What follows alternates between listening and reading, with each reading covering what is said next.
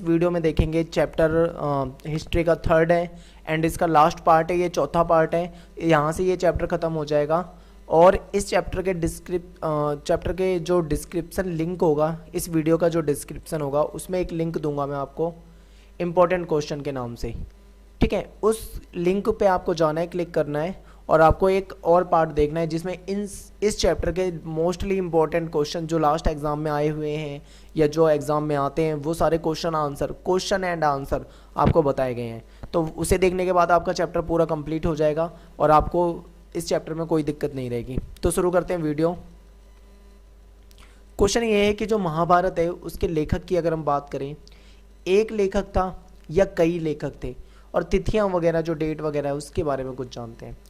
तो ऐसा माना जाता है कि जो ओरिजिनल महाभारत थी, जो ओरिजिनल महाभारत लिखी गई थी, मूल, ओरिजिनल को हिंदी में बोलते हैं मूल, यानी असली मूल कथा के रचयिता जो है वो थे भाटसारथी, ठीक है। कौन थे? भाटसारथी। इन्हें कहा जाता था सूत। भाटसारथी को क्या कहा जाता था? इनको सूत कहा जाता था, ठीक है। आगे देखो, ये क्या करते थे? ये क्षत्रिय जो होते थे योद्धा, उनके साथ जाते थे युद्ध भूमि में, उनके साथ जाते थे और उनकी जीत के बारे में, उनकी उपलब्धियों को देखते थे, उनके बारे में कविता लिखते थे। और इनकी जो रचनाएं होती थी वो मौखिक रूप से बोली जाती थी। जैसे आप सुनते हो ना कि कहानियाँ हैं, कुछ कविताएं हैं जो बोली जाती हैं, यानी ये सारी चीज़ें बोली जाती थी। मौखिक का मतलब ही बोलना होता है, लिखित का मतलब लिखना होता है। पर 5वीं सदी ईसा पूर्व में क्या हुआ कि जो ब्राह्मण लोग थे उन्होंने इस कथा परंपरा पर अपना अधिकार प्राप्त कर लिया, यानी उन्होंने इस पे अपना अधिकार जता लिया। ये जो परंपरा थी मौखिक चली आ रही थी।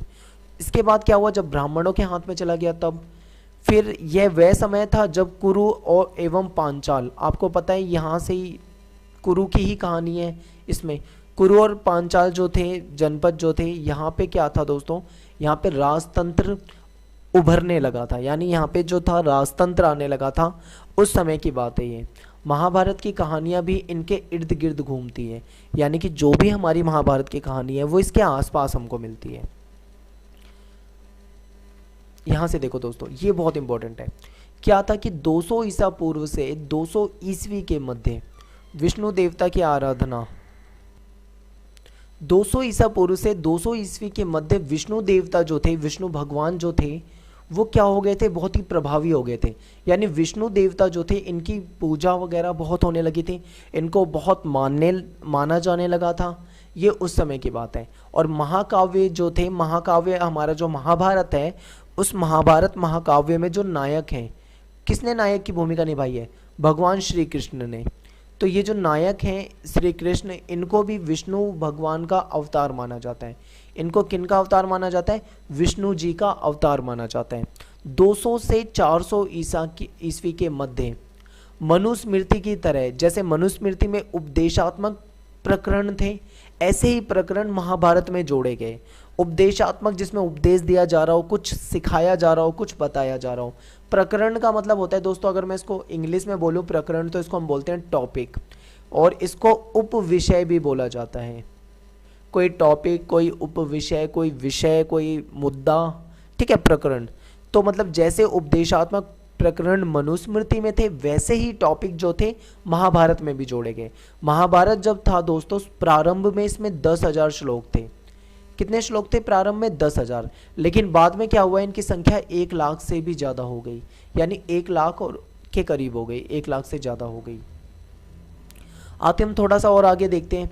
साहित्यिक परंपरा में इसके रचयिता जो हैं, यानी साहित्यिक रूप से देखें, क्योंकि देखो कुछ लोग ये बोलेंगे कि ये जो महाभारत है इसके रचयिता महर्षि वेद व्यास हैं, तो वो सही है बिल्कुल, क्योंकि साहित्यिक, अगर हम एक साहित्य के रूप में देखें, यानी कि साहित्य के रूप में देखें, तो वो वेद व्यास जी ने लिखी है। लेकिन ओरिजिनल जो है, मेन जो ओरिजिनल जो लिखती चली आ रही है, वो जो लिखी थी वो भाटसारथियों ने लिखी थी, ऐसा है, ठीक है।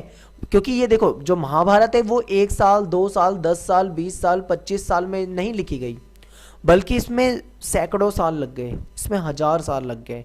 इतने लंबे टाइम तक महाभारत के बारे में पढ़ा गया, लिखा गया, नई नई चीज़ें जुड़ती गई, ऐसा माना जाता है। तो क्या कोई 1000 साल तक जिंदा रह सकता है? नहीं रह सकता।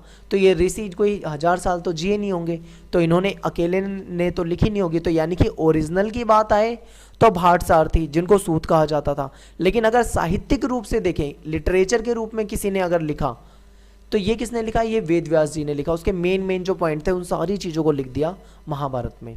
ठीक है, महाभारत का पुराना नाम क्या था अगर बोले कोई? तो जय संहिता इसका पुराना नाम था, जय संहिता। सदृश्यता की खोज, आगे चलते हैं। इसमें कुछ ज़्यादा बड़ी चीज़ नहीं थी, इसमें थोड़ा सा टॉपिक था एक मेन जो मुझे लगा मैंने यहाँ पे बताया है। एक है बहुपति प्रथा। आपने द्रौपदी के बारे में जरूर पढ़ा होगा। द्रौपदी के बारे में ये माना जाता है कि जो द्रौपदी थी, उनकी जो शादी हुई थी, उनका जो विवाह हुआ था, वो किससे हुआ था? पांडवों से हुआ था। तो ऐसा माना जाता है कि जो द्रौपदी थी उनके 5 पति थे। ठीक है, 5 पांडव उनके क्या थे? पति थे। तो यहाँ से एक बात पता लगती है कि शायद उस टाइम पे बहुपति प्रथा रही हो, लेकिन जो ब्राह्मण ग्रंथ होते हैं, ब्राह्मण के अनुसार ये जो प्रथा होती है इसको अमान्य, यानी बहुपति रखना मतलब एक से ज़्यादा पति रखना ब्राह्मणों की नज़र में गलत था। ठीक है, लेकिन ऐसा था द्रौपदी, और हम ये पढ़ते हैं ना महाभारत में, ऐसा तो था। तो ऐसा माना जाता है कि शायद ये प्रथा हिमालय क्षेत्र में प्रचलन में थी। हिमालय के जो क्षेत्र वगैरह हैं वहाँ पर शायद ऐसा होता रहा होगा, ऐसा अंदाजा है। या फिर ऐसा भी माना जा सकता है शायद उच्च परिवारों में ऐसा होता हो। महाभारत एक गतिशील ग्रंथ, इंपॉर्टेंट है, पेपर में पूछा जाता है। कैसे पूछा जाता है क्वेश्चन में? आपको मैंने जो डिस्क्रिप्शन में एक लिंक दिया है, आप उस लिंक को देखो, उस वीडियो को कंप्लीट देखो। उसमें समरी है प्लस में क्वेश्चन एंड आंसर है, समरी प्लस क्वेश्चन आंसर। वहां से आपको पूरा चैप्टर बिल्कुल क्वेश्चन समेत कवर हो जाएगा। और यहाँ से मैंने आपको पूरा डिस्क्रिप्शन में कवर किया है। ठीक है, मतलब सॉरी, डिस्क्रिप्टिव टाइप में बिल्कुल एक्सप्लेन करके करा है हमने। तो क्या महाभारत एक गतिशील ग्रंथ था? तो हाँ, महाभारत एक गतिशील ग्रंथ है। क्यों? क्योंकि ये हजारों सालों तक लिखा गया। केवल संस्कृत भाषा में नहीं, बल्कि इसको अलग अलग भाषाओं में भी लिखा गया। ठीक है, दुर्योधन जो थे उनके द्वारा पांडवों के साथ जो कपट किया गया था, जो छल किया गया था, इस पे आधारित कहानियों से शुरुआत जो भी है। फिर कैसे मतलब अर्जुन और आगे संहार वगैरह, लड़ाई झगड़ा, सब कुछ मतलब बता रखा है। कुरुक्षेत्र किस तरीके से क्या हुआ, सारी चीज़ें। कृष्ण ने क्या मतलब भगवान कृष्ण ने क्या उपदेश दिए, क्या समझाया अर्जुन को, एक एक बात बहुत अच्छे से है महाभारत के अंदर। श्लोक बहुत हैं, श्लोकों से भरपूर है। इसमें उपदेश भी है, इसमें क्या है, आख्यान भी है। दुनिया का सबसे बड़ा महाकाव्य, वर्ल्ड का सबसे बड़ा महाकाव्य है महाभारत। अब आप अंदाजा लगा सकते हो, 1 लाख अगर उसमें वो होंगे, क्या कहते हैं, श्लोक होंगे, 1 लाख से ज़्यादा श्लोक होंगे, तो कितना बड़ा हो सकता है महाकाव्य, आप इसका अंदाजा जरूर लगा सकते हो। तो ये एक बहुत बड़ा महाकाव्य था। तो दोस्तों यहाँ से देखो क्या है, ये चैप्टर कवर हो चुका है। अब मैं आपको एक और बात बता देता हूँ, यहाँ से लास्ट, ध्यान से सुनना, स्किप मत करना, क्योंकि 1 मिनट के अंदर मेरी बात खत्म होगी। देखो, ये वीडियोस मैंने पहले भी बनाई थी, पार्ट 1, पार्ट 2 एंड पार्ट 3। वो बनाई थी मैंने, डायरेक्ट NCERT की बुक ली और बहुत जल्दीबाजी में पढ़ाया। हालांकि उस पर बहुत व्यू मिले और अच्छे कमेंट थे, बच्चों को अच्छा भी लगा था। लेकिन अब मैं बिल्कुल शांति से, एकदम आराम से टॉपिक को लिख कर, मेन पॉइंट को लिख कर दोबारा से वीडियो बना रहा हूँ, जिन वीडियोज़ में मुझे ज़रूरत है लग रही है। बहुत सारे चैप्टर हैं जिसे बहुत अच्छे हैं, उसे मुझे छेड़ने की भी ज़रूरत नहीं है, मैं उसे बिल्कुल भी वैसा का वैसा चेंज नहीं करूँगा कुछ भी।